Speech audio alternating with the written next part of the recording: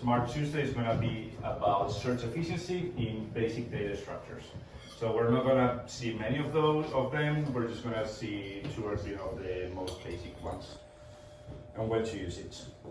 So first of all, we have an array, which basically is something which is a consecutive structure. It's a structure of consecutive elements. And consecutive is very important in here. So for example, this array has 5 elements. In this case, it's numbers. And how long would it take to find something in this structure? Does anyone know? 1 millisecond. Well, we are going to use the O notation here. So basically, if you want to find the number 1, then you are going to have to go through the whole array and ask the first element. Well, are you 1? No. Okay, let's go to next, 9. So you basically have to go through the whole array. And that's why in the O notation, that is called O of n. So if you have n elements, you have to go through all of them, right? And there is a question, what if the array was ordered? How long would it take? Less Binary search your way through it. Come again, sorry? Can you binary search your way through it? Exactly, you binary search it. So you always discard half of the elements, right? You say, you take the middle and then you say, are you 1? Well, no, I'm higher. Then I go to the left part and I take the middle of it. So it would take half of it. Now, what's the problem of sorted array? You need to sort it. Yeah, and that's complicated if you are constantly adding or deleting elements, right? So this is very good if you need search speed, but as always in data engineering, you have to go with either searching fast or you have like a larger amount of data that would require some sorting when inserting or deleting. Okay, the next one we have a hash table, and this is one of the most common ones when we use index in the database. So basically, I love actually this picture. A hash table is a machine where you put a key and it returns a value. It's as simple as that. So basically, if you have this perfect machine working, how long would it take to find something? I'm going to tell you that one. That is constant O of 1. Because if you just give it one number and it returns another instantly, it doesn't have to go through the loop. Now, the problem of this is that you need to build this data structure. This data structure is going to be large depending on the amount of data. So let's say, for example, we want to find instantly a person given a CPR number. Well, then we need to have a long data structure where we have every CPR number and every person to it, right? So it's very large. Sometimes we cannot have this amount of data because, for example, CPR number is unique, but there are some things which are not unique. So let's say you give a key and then there is many values returned by that same key. It's not unique. Then you need a secondary data structure for your hash table. The most common one would be an array.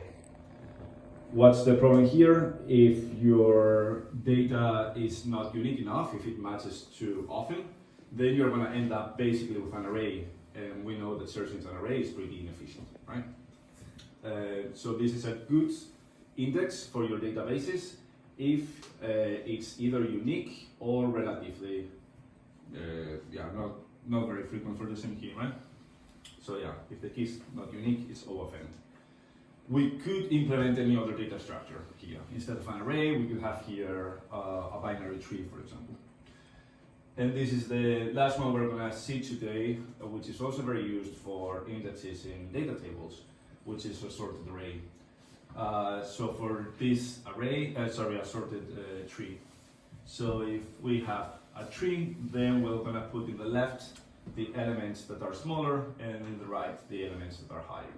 It's already sorted. Do you want to guess how long does it take to sort something here? Depends on how many layers there are, right? Yeah, so in the O notation that would be? Ooh. I don't know, like... It would be the logarithm in base 2 of n. Yeah. The O notation don't care about the base of the logarithm. I actually do, but in general it would be you always discard half of the elements, right? So you come here and then you say, well, are you the number? No, higher, lower, left or right, right? So it'll be pretty simple. Problem of this data structure, again, we need to maintain it. So when we add an element, then first of all we have to locate it in where it goes, but also when you add a lot of elements or you remove a lot of elements, the data structure might fall apart. So let's say you start with the number 1 here, and then you start adding higher numbers, 1, 2, 3, 4, 5, 6. Then it's going to be completely linear. Searching there will end up going through the whole element, so you will have to rearrange it, and that might be expensive depending on your use case. And that's all, folks. Interesting. The most common one, if you don't specify anything in a database, will be the hash table. You usually have indexes on things that are unique. So that could be, for example, the ID. It will go without saying that you have an index in the ID, and that would be a hash table internally. What is that some kind of magic Postgres just gives us? That's a good question. I believe you have to define the index even for the primary key. Okay. Yeah, you could. Falls to normal ID, right? Yeah, I think like, but yeah, maybe if you don't specify anything, they would. Yeah, I think if you don't specify anything, you would give the ID, but you can have the thing, right? you can have the unique constraint. Yeah. Well, the index has the unique constraint. Yeah, exactly. But can you have a database without a unique field at all? I think you can. Yeah. Huh. And how do you access the index? You have to go through all of them. Ah. So what happens when you search something if you don't have an index? You have a bad time. It's basically an array. You go through each element. Yeah.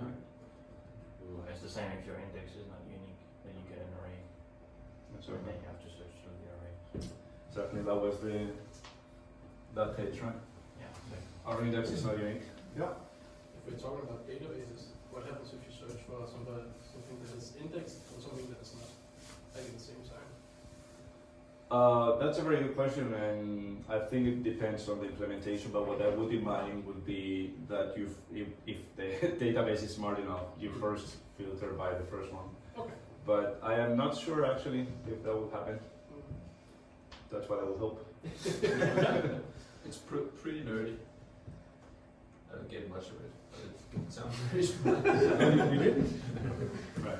This is what we do for a living here. Yeah, it's good. This is what you're selling. Oh yeah. Oh yeah, that's what I heard. Yeah. Yeah. You pay, if you pay for that, yeah. Yeah, true. Okay. Thank you. Thank you.